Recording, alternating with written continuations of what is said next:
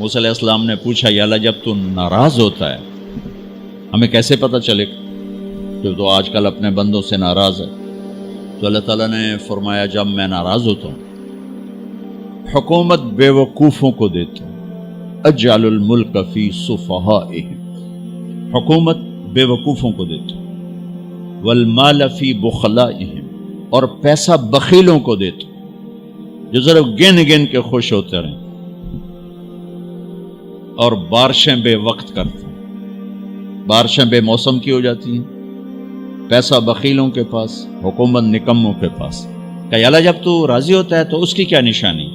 کہ اس کی نشانی یہ ہے کہ اجعل الملک فی حلمائہم، حکومت سمجھدار اور نیک لوگوں کو دیتا ہوں، والمال فی سمحائہم، اور پیسہ سخیوں کو دیتا ہوں، اور بارشیں وقت پہ کرتا ہوں۔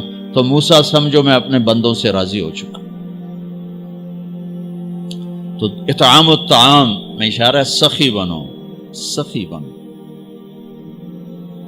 اللہ تعالیٰ کی ایک وی آئی پی جنت ہے جس کا نام ہے جنت الفردوس۔ اللہ نے باقی جنتیں بنائیں کن کن کن، جنت الفردوس بنائی اپنے ہاتھوں سے۔ کیا چیز بنائی ہوگی؟ تو اللہ نے کہا وعزتی وجلالی لا یجاورنی فیکی بخیل، اے جنت مجھے اپنے عزت و جلال کی قسم تیرے اندر بخیل نہیں جا سکتا، مرد یا عورت بخیل نہیں جا سکتا، سخی جائے گا، بخیل نہیں جا سکتا۔ بخیل سے اللہ کی دوستی لگ نہیں سکتی اور سخی سے ٹوٹ نہیں سکتی۔ شیطان کہتا ہے میں عبادت گزار اور بخیل ہو تو مجھے کوئی ڈر نہیں لگتا، یہ آپ پہ ہی ماریا جائے گا، ایک دن آپ پہ جاوے ڈھانا ہے، یہ جو پیسے کی کشش اس کو مار دے گی۔ اور نافرمان سخی سے ڈرتا رہتا ہوں کہ پتہ نہیں کب بخشا جائے، پتہ نہیں کب بخشا جائے، کب سخاوت کو اللہ پسند کر کے چلو پار کرتا۔ اچھا،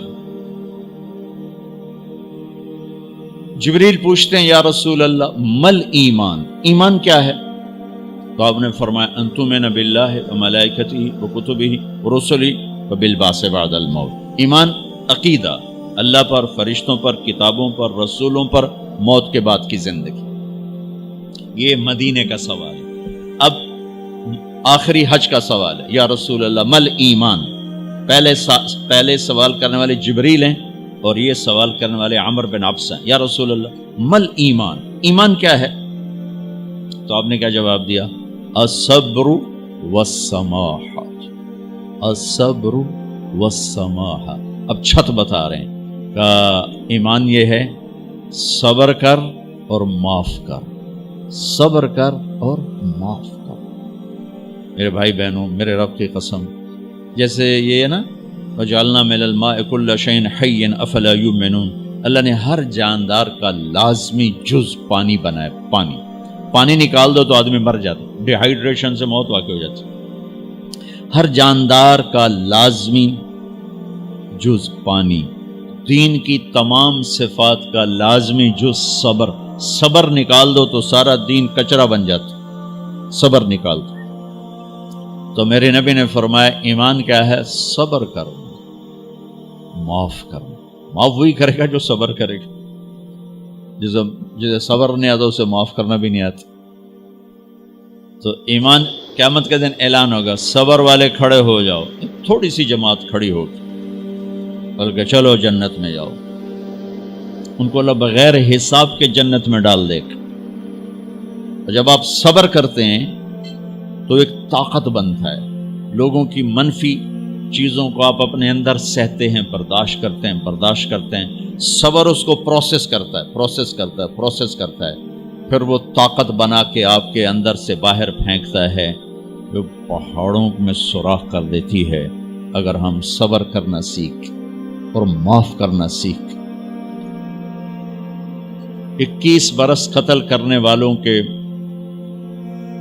منصوبے بنانے والے اہل مکہ، آپ نے ایک بول پہ فرمایا جاؤ معاف کر۔ کمال، 21 برس قتل کے پیچھے پھرتے رہے۔ جنگ خندق کے فوراً بعد مکہ میں قحط آ گیا، تو ہمارے نبی نے 300 دینار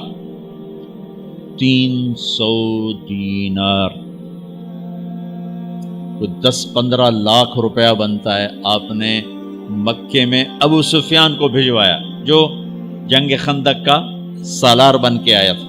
آپ نے کہا مکے والوں میں کہتا ہے ان کو کھانے کھلاؤ میری طرف سے.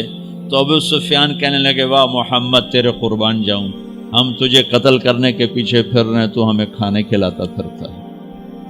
یہ میرے نبی کے اخلاق ہے، میرا نبی کو معاف کرنا ہے. آپ سوئے ہوئے ہیں، آپ کی تلوار اٹھا کر ایک بدو نے آپ کے پسلی میں ماری، آپ اٹھ کے بیٹھ گئے، تو کہنے کا کون بچائے گا، یعنی میں تیار ہو جا. تو آپ نے کہا اللہ. آپ نے کہا اللہ، تو اس کا ہاتھ کانپا اور تلوار گر گئی. تب آپ نے اٹھا لی، آپ نے ایسے سیدھی کی، اب تو بچا، تو بتا تجھے کون بچائے. تو کہنے لگا میں تو ہی بچاونا ہے، اور کہیں بچاونا. تو آپ نے کہا کلمہ پڑھتے ہو؟ کہنے لگا نہیں پڑھتا. اب تو آپ اس کی گردن اڑوا دے، یہ خود ہی اڑا دیتے جو کہہ رہا میں کلمہ نہیں پڑھتا ہوں. قتل کے ارادے سے آنا ہی اس کے قتل کے لیے کافی تھا. آپ نے فرمایا کلمہ پڑھتے ہو؟ کہنے لگا نہیں. آپ نے کہا جاؤ معاف ہو جاؤ، جاؤ معاف ہو جاؤ. صحابہ کے سامنے جاؤ معاف ہو جاؤ. بھائیو، انسان اور خطا لازمی ہے، اگر معاف کرنا نہ سیکھا تو ہم خود ہی دکھی ہو کے رہ جائیں گے. لوگوں کے زخم بھلا دو، اللہ پہ ڈال دو، اللہ صلہ دے گا، زندگی پرسکون ہو جائے گی. دیکھو ہم اپنے یہ کرتے پر داغ نہیں لگنے دیتے، اپنے بس سے داغ. کھانا کھانے بیٹھو نیپکن، یہ دیکھو ابھی نیپکن پڑے ہوئے اے رکھو، اگو رکھو توڑے چولے تو کوئی سالن نہ ڈھے پاگے، ٹھیک یہ تو پھر بھی دھل جائے گا. لیکن یہاں داغ لگا، کبھی نفرت کا، کبھی غصے کا، کبھی انتقام کا، کبھی حسد کا، کبھی بغض کا، کبھی کینے کا. انسان سب سے زیادہ اپنی ذات سے محبت کرتا ہے. یہ معمولی سے کپڑے کو داغ سے بچاتے ہو، جو سب سے قیمتی چیز ہے دل، جو بادشاہ ہے، اسے بھی تو صاف ستھرا رکھو. جیسے ہم لاکھ زور لگا لیں، ہم کپڑے کو میل سے نہیں بچا سکتے. لاکھ زور لگا لو، لوگوں کے منفی رویے آپ کو توڑے بغیر نہیں چھوڑیں گے. لہذا کیا کرو؟ نبی والا معاف کرو، معاف کرو، دل کو صاف کرو، دل کو صاف کرو، دل کو صاف کرو، صبر کرو، معاف کرو. میرے نبی نے فرمایا، میرے بیٹے انس، ایک بہت بڑی سنت بتاؤں، بہت بڑی سنت. داڑھی سنت ہے، پگڑی سنت ہے، سفید لباس سنت ہے. بہت بڑے کا لفظ مجھے یہیں یاد ہے، ہو سکتا ہے کہیں اور بھی ہو. میرے بیٹے انس، ایک بہت بڑی سنت، اگر تو یہ سنت پہ عمل کر گیا تو جنت میں میرا ساتھی ہو جائے گا. جو بھی کر لے، جو بھی، وہ جنت میں میرا ساتھی ہو جائے گا. ذالک من سنتی ومن احب سنتی فقد احبنی ومن احبنی کان معی فی الجنہ. میرا جنت کا ساتھی جو اس سنت پہ عمل کر گیا. کیا ہے یا رسول اللہ؟ یا بنی ان قدرت، اگر تو کر سکے. اشارہ ہے کم تنو اوکھا دسن لگا، سوکھا نہیں ہے. ان قدرت، اگر تو کر سکے. ان استطاعت، دو لفظات کہ بیٹے کام اوکھا ہے، لیکن دیکھو تمہیں ملے گا کیا؟ جنت نہیں، جنت میں نبی کا پڑوس ملے گا. ایڈا وڈا کام تیرا نا، دیکھو نا 4-5 لاکھ نالتا ایتھے ہن ایک گز نہیں لبدا تے کوئی بندہ بوجھ پا کے آ جائے لاکھ روپے دا 2000 گز دا بنگلہ لے دیو تو اکثر پاگل خانے گلو ہیں. جنت کا مل جانا بھی بہت بڑی بات ہے، پر جنت میں نبی کا ساتھ ملنا کوئی سوکھا کم تو نہیں ہوئے گا، ہے کری تو پسینہ آئے گا. آپ نے فرمایا بیٹھے ان قدرتا، زور لگے گا. ان تصبح و تمسی، ساری زندگی کرنا پڑے گا، ساری زندگی کرنا پڑے گا. داڑھی تو ایک دفعہ رکھ لی ہے، اب تھوڑی صفائی ستھرائی ہے، لیکن یہ روزانہ کرنا پڑے گا، صبح شام کرنا پڑے گا، ساری زندگی کرنا پڑے گا. اور تو اس میں تھکے گا. کیا ہے؟ وَلَيْسَ فِي قَلْبِكَ غِشٌّ لِأَحَدٍ فَافْعَلْ. صبح و شام اس دل میں کسی کی نفرت نہ آنے دینا، کسی کے لیے بغض نہ آنے دینا، کسی کا کھوٹ نہ آنے دینا، کسی سے کینہ، غش، سارے الفاظ کو اپنے اندر سمیٹے ہوئے. اور میرے نبی کی عجیب بات، لے احد، لے احد، لے احد، کسی بھی انسان، مسلمان نہیں کہا، مومن نہیں کہا، نیک آدمی، نیک عورت نہیں، کسی بھی انسان، لے احدن. آج لے احد 7 ارب انسانوں پہ بولا جا رہا ہے. میرے نبی فرما رہے ہیں میرے بیٹے، دنیا کے تمام انسانوں سے دل صاف رکھنا. کیا ہوگا؟ کہیے تو جنت میں میرا ساتھی بن جائے.